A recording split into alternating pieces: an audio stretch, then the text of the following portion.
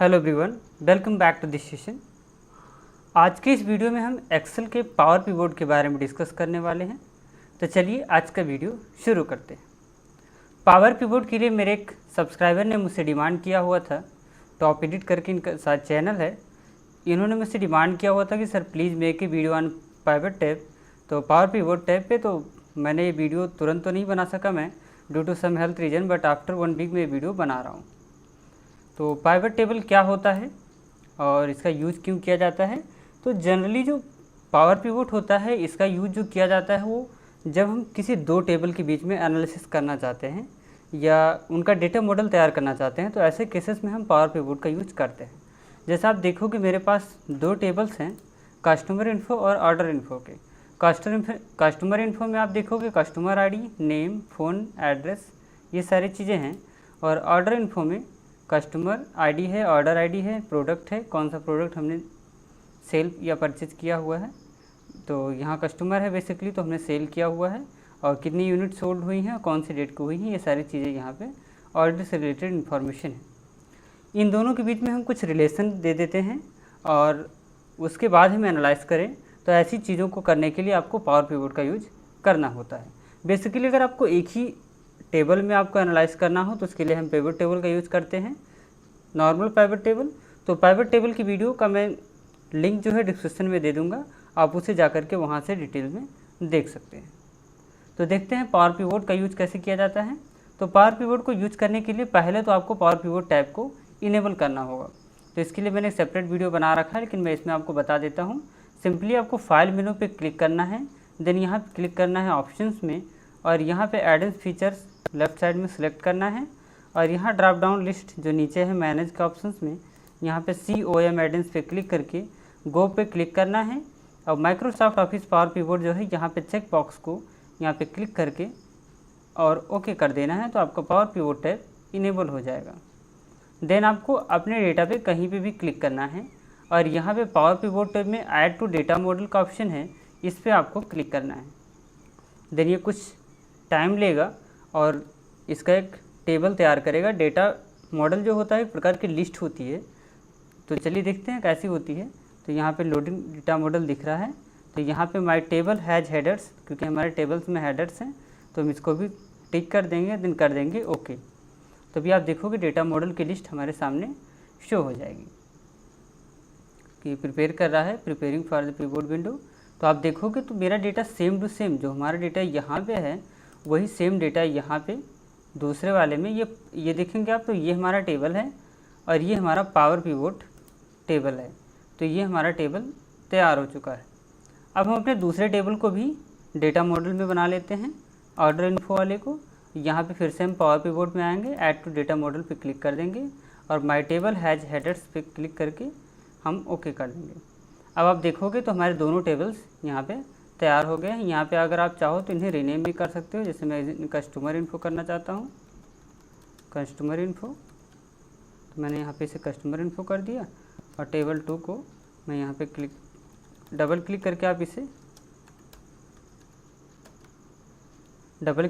इसे रीनेम कर सकते हो। ऑर्डर इन्फो का नाम मैंने दे दिया। अब इनके बीच में हमको रिलेशन देना है, दूसरा काम होता है कि रिलेशन देना है इनको।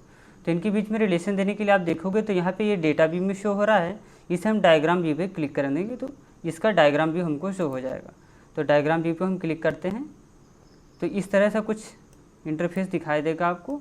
यहाँ पे इनको पूरा थोड़ा बड़ा कर देना ताकि आपको सारी लिस्ट दिख जाए, सारी हेडिंग्स दिख जाएँ। तो यहाँ पर आप देखोगे तो दोनों टेबल्स हैं हमारे पास। दोनों टेबल्स जो हमारे पास टेबल हैं, अगर अब मैं दिखाऊँ आपको टेबल में, तो यहाँ पे एक चीज़ कॉमन है, कस्टमर आईडी। ऑर्डर इन्फो में और कस्टमर इन्फो में दोनों में कस्टमर आईडी जो है वो कॉमन है। तो यहाँ पे हम आएंगे और यहाँ पे कस्टमर आईडी को यहाँ से मैं सिलेक्ट करूँगा, और इसे ड्रैग करके लेफ़्ट बटन को आपको दबाए रखना है माउस के, और ड्रैग करके कस्टमर आईडी पे दूसरे वाले टेबल पे लाके छोड़ देना है। देन आप देखोगे तो इनके बीच में रिलेशन जो है वो तैयार हो चुका है। तो आप देखोगे रिलेशन तैयार हो गया। तो उसके बाद हमको डेटा व्यू पे फिर से क्लिक कर देना है वापस। देन हम अब इसका बनाएंगे पावर पिवोट। तो पावर पिवोट बनाने के लिए हम क्या करेंगे, पाइवट टेबल पे क्लिक करेंगे। यहाँ पे पाइवट टेबल पे हम क्लिक कर देंगे।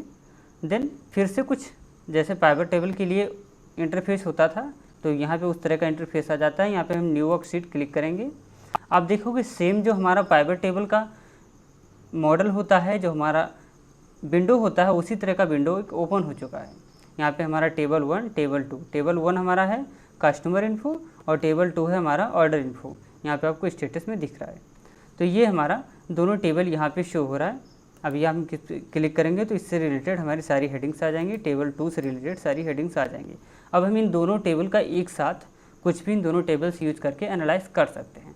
अगर हमको एक टेबल में एनालाइज करना होता तो हम सिंपली पाइवट टेबल का यूज करते और यूज कर सकते थे, लेकिन हमको जब दो टेबल्स के बीच में से करना है तो हम पाइवट टेबल का यूज कर रहे हैं। तो पावर पाइवट टेबल के लिए आपको दो टेबल्स के होने ज़रूरी हैं, दो टेबल्स आपके पास होने चाहिए। तो चलिए देखते हैं। जैसे मैं जानना चाहता हूँ कि कौन सी स्टेट में मेरी कितनी सेल हुई है, कितनी यूनिट की सेल हुई है, तो मैं यहाँ पे सिलेक्ट करूँगा। आप देखोगे कौन सी स्टेट में, छत्तीसगढ़ में 1023, दिल्ली में 1578, हिमाचल प्रदेश में 1017, कर्नाटका में 690। तो हमारे जो सेल हुए हैं कौन कौन से स्टेट में कितने हुए हैं यहाँ पे शो हो रहे हैं। देन आप चाहते हो कौन से कस्टमर को कितना सेल हुआ है, तो यहाँ पे हम सिटी को हटा देंगे, बाय नेम अगर हम कर देंगे तो यहाँ पे कौन से कस्टमर को कितना सेल हुआ है वो सारी चीज़ें यहाँ पे शो हो जाती हैं। बाकी इसको फॉर्मेट लगाना, इन पे बॉर्डर्स वगैरह लगाना और भी सारी चीज़ें जो होती हैं सारी चीज़ें, और इनके ऊपर कंडीशनल फॉर्मेटिंग्स लगाना, शॉर्ट फिल्टर करना, ये सारी चीज़ें हम पाइवट टेबल में सीख चुके हैं। तो उन चीज़ों को मैं दोबारा नहीं दोहराऊंगा। पाइवट टेबल से रिलेटेड दो टैब्स हमारे यहाँ आ जाते हैं, एनालाइज और डिज़ाइन। इनका यूज करके आप यहाँ से कई सारी डिज़ाइंस बना सकते हैं और एनालाइज में जा करके उनसे फ़िल्टर वगैरह करना, सारी चीज़ें आप कर सकते हैं। तो पाइवट टेबल के लिए आप पाइवट टेबल वाली वीडियो ज़रूर देखिएगा, मैं उसका लिंक डिस्क्रिप्शन में दे दूँगा। तो देन ये हो जाता है हमारा। उसके बाद हम देखते हैं कि हमारा जो पावर पिवट बना हुआ था, पावर पिवट वाला टेबल बना हुआ था, डेटा मॉडल जो बना हुआ था, उस पर हम आएंगे और यहाँ पे हम इसको थोड़ा सा बड़ा कर देते हैं ताकि हमको सही तरीके से शो हो जाए। और यहाँ पे हम आ जाएंगे। उसके बाद हम यहाँ पे भी कुछ अगर देखते हैं, जैसे कि मैं देखना चाहता हूँ टोटल सेल हमारा जो है कितना हुआ है, तो यहाँ पे किसी भी रो पे आपको क्लिक करना है सोल्ड वाले कॉलम में, और देन यहाँ पे ऑटो सम में आपको आना है और सम पे क्लिक कर देना है। तो देन नीचे आप देखोगे तो उसका ऑटो सम आ गया है, तो हम इसको थोड़ा सा बड़ा कर देंगे। 8310 यूनिट टोटल हमारा सेल हुआ है। अगर हम एवरेज देखना चाहते हैं तो फिर से हमको किसी रो पे क्लिक करना है और यहाँ पे हम आएंगे और इसका एवरेज निकाल लेंगे। एवरेज पे क्लिक करेंगे तो ये हमारा एवरेज तो हो जाएगा। देन एक और पावर पिवोट में एक बढ़िया फीचर्स होता है, जो सबसे बेस्ट फीचर होता है KPI। यहाँ पे आप देखोगे क्रिएट KPI, तो यहाँ पे हमको या तो एवरेज पे क्लिक करना है या तो सम ऑफ यूनिट सोल्ड पे क्लिक करना है। देन इसके लिए KPI बनाना है। KPI का मतलब होता है की परफॉर्मेंस इंडिकेटर। तो जैसे आपका कितने तक गुड परफॉर्मेंस है, कितना बैड परफॉर्मेंस है, कितने से लेवल से ऊपर होगा तो आपका और भी बेस्ट परफॉर्मेंस है, ये सारी चीज़ें अगर आप एक की परफॉर्मेंस इंडिकेटर लगाना चाहते हो, कोई इंडिकेटर लगाना चाहते हो अपनी लिस्ट में, तो यहाँ से आप लगा सकते हो। तो जैसे मैं एब्सोल्यूट वैल्यू ले लेता हूँ और मैं देख लूँगा कि मेरी वैल्यू मैक्सिमम कहाँ तक है। तो मेरी जो यूनिट सोल्ड वैल्यू है वो मैक्सिमम 1000 तक है, तो मैं 1000 तक का एब्सोल्यूट वैल्यू यहाँ पे सेलेक्ट कर लूँगा और यहाँ पे मैं लगा दूँगा कि अगर 400 तक मेरा सेल हुआ है किसी भी कंट्री में या किसी कस्टमर को, तो मैं बैड मानूंगा कि मेरा बहुत कम सेल हुआ है। और अगर 400 से 800 के बीच में है तो उसे मैं मॉडरेट मानूंगा, उसे येलो कलर से दिखा दूंगा। और अगर मेरा 800 से ऊपर का सेल हुआ है तो मैं ग्रीन मानूंगा, यानी कि बहुत अच्छा है परफॉर्मेंस है। तो इसे मैं सिलेक्ट कर लूँगा। यहाँ से आप जो मॉडल सेलेक्ट करना चाहते हो उस तरह का मॉडल यहाँ से आप दे सकते हो, उस तरह का इंडिकेटर यहाँ से आप लगा सकते हो। तो मैंने इस इंडिकेटर को मान लिया चूज कर लिया और देन मैंने कर दिया ओके। अब ये कहाँ पे शो होगा, तो इसके लिए आपको सिंपली आपको पाइवट टेबल वाला जो आपका टैब खुला था, जो आपकी सीट खुली हुई थी, उस सीट पे आपको आना है और यहाँ पे आने के बाद आपको टेबल 2 में आना है। यहाँ पे आप देखोगे सम ऑफ यूनिट सोल्ड, तो यहाँ पे आपको स्टेटस का एक बॉक्स मिलेगा, इस पर आपको क्लिक करना है। देन आप देखोगे कि आपका जो इंडिकेटर है वो शो होने लगा। यहाँ पे देखोगे आप 800 से ऊपर की जितने सेल हुई हैं वो ग्रीन हैं और 400 के नीचे 345, 234, 269 हैं, तो ये रेड कलर दिख रहा है, यानी कि बैड परफॉर्मेंस है। और यहाँ पे जो 400 से 800 के बीच में है मॉडरेट्स वाले हैं, वो येलो कलर से शो हो रहा है। तो ये हो जाता है हमारा KPI। तो ये सारी चीज़ें होती हैं जो पावर पिवोट में आप यूज कर सकते हो। तो मेनली जो पावर पिवोट यूज होता है मैंने आपको बताया शुरुआत में ही, कि 2 टेबल्स को जब एनालाइज़ करना होता है हमको, या 2 या 3 या 4 कई सारे टेबल्स जब हों उनको एनालाइज़ करना होता है, तो हम पावर पिवोट का यूज करते हैं।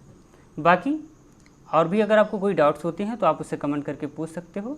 बाकी और भी वीडियोज़ के लिए आप चैनल के साथ बने रहिए। आज की वीडियो में इतना ही, फिर मिलते हैं नेक्स्ट वीडियो में। Thanks for watching.